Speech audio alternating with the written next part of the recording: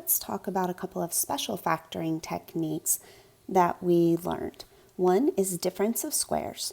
And in order to use difference of squares, it has to be in the format, basically what the name says. It needs to be a difference, so we're looking for a negative sign, and both the first and the second term need to be perfect squares.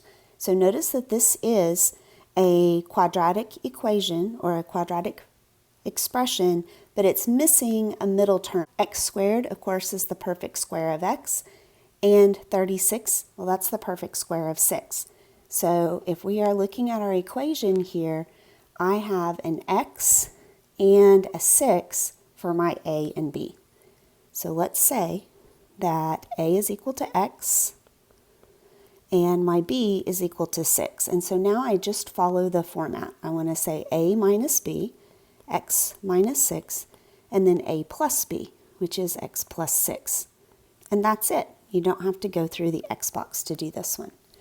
A sum or difference of cubes is similar, but now we're looking for perfect cubes instead of perfect squares.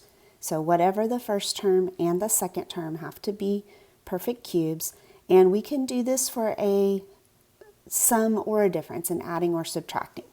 The factored form is a little more complex, but we're just following the formula again. Identify A and B and plug in. So let's do that. I'm going to say that A is equal to X, and then think about what the 125 will be. What do I multiply by itself 3 times to get 125? And that's going to be 5. 5 times 5 times 5 is 125. So now we're ready to plug in.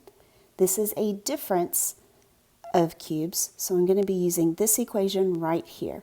A minus b, which for me is x minus 5, and then I need to say a squared. Well, that's x squared, plus a times b, which will be x times 5, 5x, and b squared.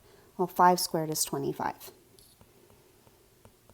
Why don't you try number 7, which is going to be a sum of cubes, on your own. Pause the video and come back here to see how you did.